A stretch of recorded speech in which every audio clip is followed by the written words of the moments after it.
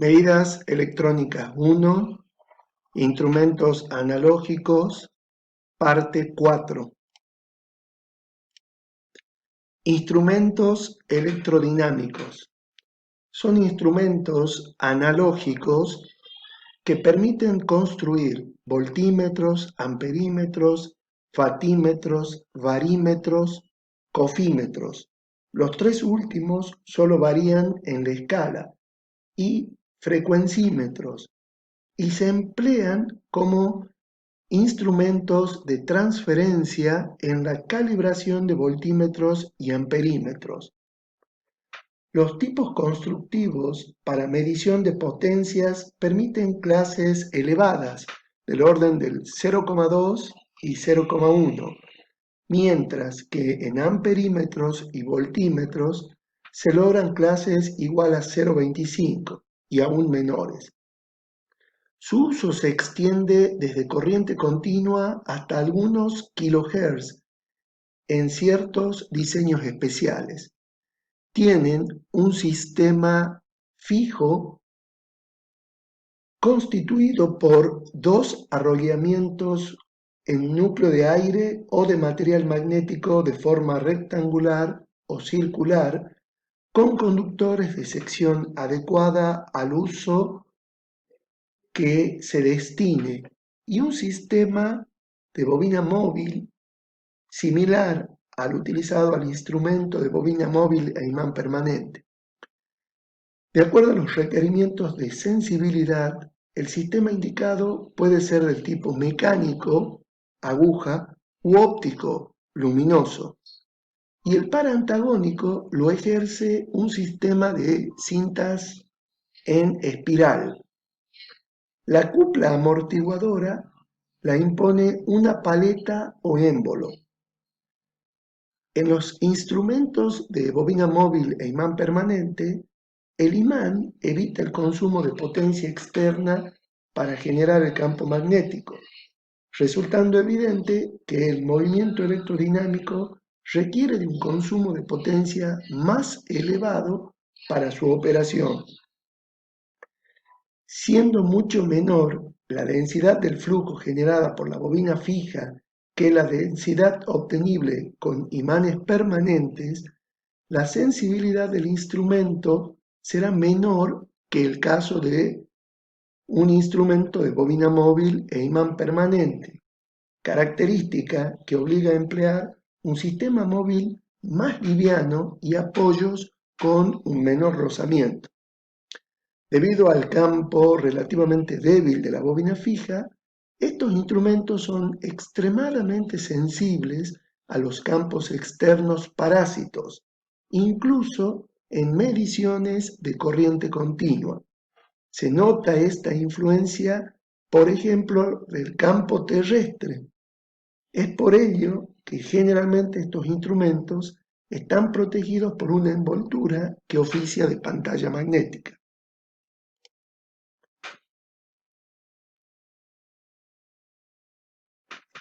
Si mediante el sistema fijo tenemos un campo paralelo y uniforme, como se observa en la figura, podemos escribir que el flujo concatenado por el sistema móvil tiene n espiras y es aproximadamente igual a phi sub c igual a la densidad de flujo máximo por Nm por Sn por el coseno de phi menos tita, en donde el flujo phi sub c concatena a el número Nm de espira. Beta máximo corresponde al campo magnético máximo generado por la bobina fija. Nm es la cantidad de espiras de la bobina móvil. Sn representa la sección neta de la bobina móvil. Y tita representa el ángulo formado por el vector de superficie de la bobina móvil y la dirección del campo generado por la bobina fija.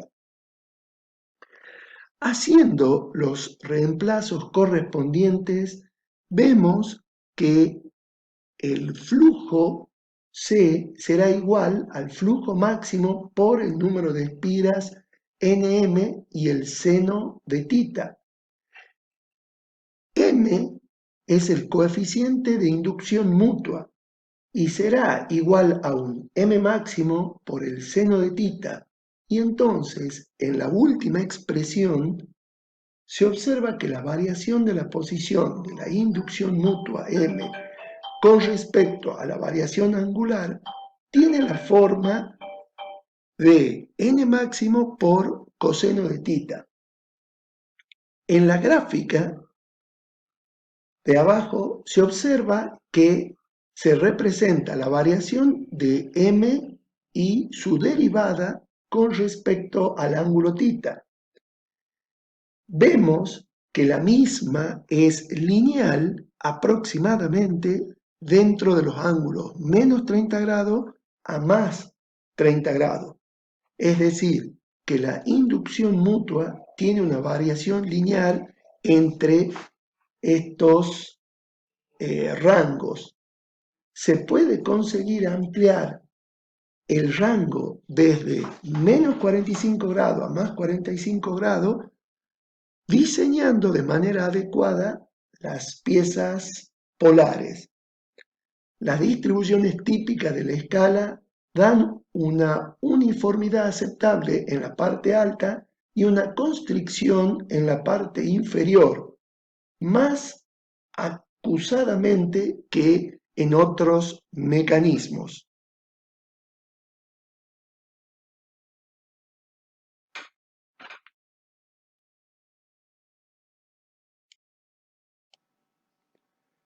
Haremos un estudio energético y diremos que las intensidades en el sistema fijo y móvil respectivamente estarán representadas por IF e IM.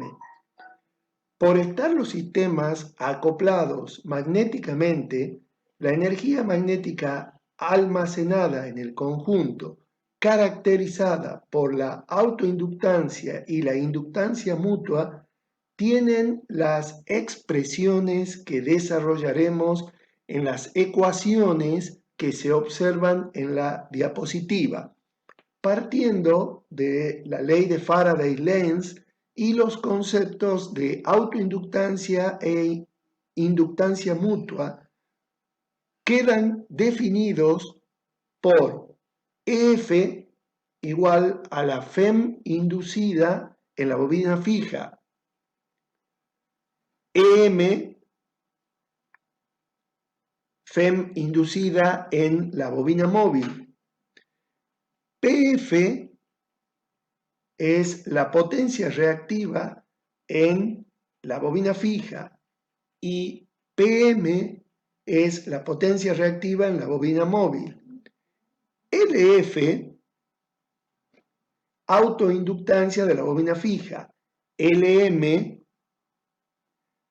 autoinductancia de la bobina móvil. Y F será la intensidad de la corriente en la bobina fija. IM será la intensidad de corriente en la bobina móvil. M es el coeficiente de inducción mutua tanto para la bobina fija como para la bobina móvil. WF es la energía reactiva almacenada en la bobina fija y WM es la energía reactiva almacenada en la bobina móvil. W será, por tanto, la energía reactiva total, suma de las otras dos energías. Para hallar la cupla motora instantánea, Cm, derivaremos la energía en función del ángulo y observamos que la cupla motora depende de la variación de la inducción mutua con respecto al ángulo de la corriente por la bobina fija multiplicada por la corriente por la bobina móvil. Si por algún método hago que estas corrientes sean iguales, diremos que la cupla motora es proporcional a la corriente al cuadrado.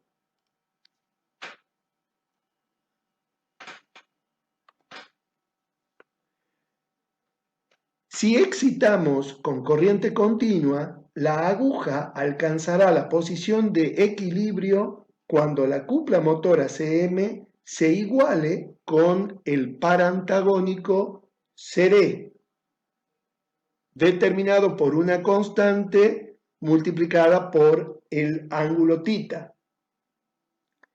El ángulo θ es igual a una constante por la variación de la inductancia mutua con respecto al ángulo y al producto de las corrientes.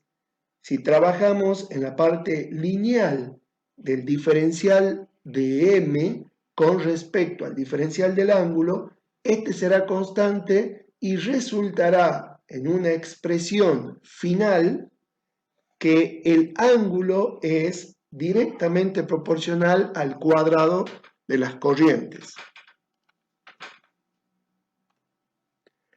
Si ambas bobinas del instrumento son excitadas con corriente alterna y dado que sus impedancias son distintas, aparecerá un desfasaje beta entre ambas corrientes, como se observa en la figura, por lo que la cupla motora tendrá dos componentes, una constante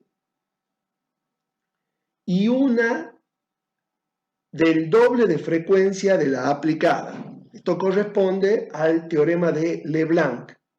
Siendo esta frecuencia mucho mayor que la frecuencia natural del sistema móvil, no provocará ninguna deflexión apreciable del índice del instrumento, por lo que la respuesta del mismo será de la forma como la que se observa aquí, siendo cupla motora igual a la variación de la autoinducción con respecto al ángulo por el producto de las corrientes por el coseno del ángulo beta.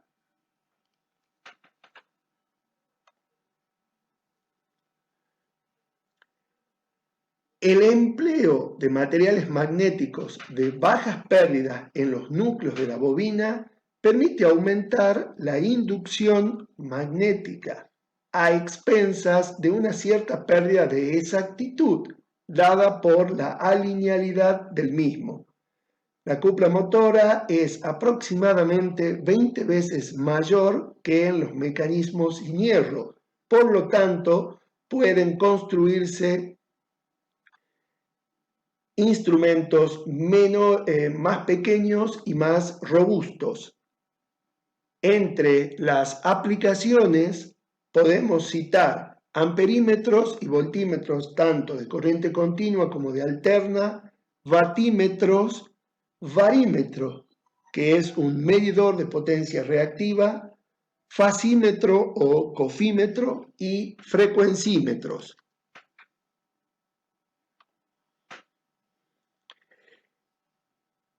El instrumento electrodinámico puede usarse como medidor de la intensidad de corriente y puede funcionar tanto con corriente continua como corriente alterna. Cuando el amperímetro es utilizado para medir corriente continua, deberá ser conectado en serie con la carga y al tener el instrumento electrodinámico dos circuitos eléctricos independientes, habrá dos variantes en la disposición de conexión de sus bobinas. Pueden estar conectadas en serie, como se muestra en la figura, o en paralelo. Vamos a estudiar ambos casos. Vemos que al conectar en serie las bobinas, la corriente IF es igual a la IM, por lo tanto, el ángulo será directamente proporcional a una corriente al cuadrado.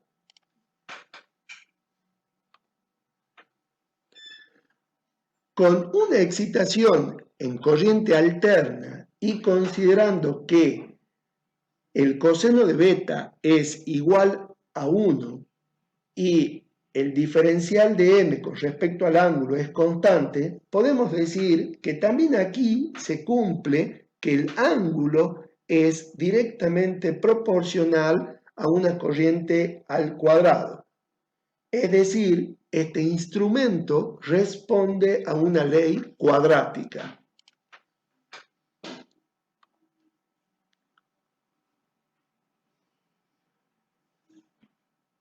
Para límites superiores a los 100 mA, límite térmico que soportan los espirales, se disponen las bobinas fijas y la bobina móvil en una configuración en paralelo, como se muestra en la figura. En caso de corrientes elevadas, se coloca una resistencia de manganina en serie con la bobina móvil, con el fin de que toda la corriente pase por la bobina fija.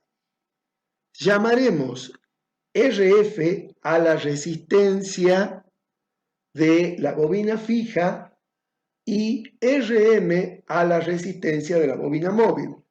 Las expresiones de las corrientes en cada una de las bobinas en función de esas resistencias y de la corriente a medir será la relación que se observa en la diapositiva. Es el concepto del famoso reparto de corriente. En este caso, como estamos analizando el caso de excitación con corriente continua, tendremos que el ángulo es proporcional a la variación de la inductancia mutua con respecto al ángulo multiplicada por la corriente al cuadrado.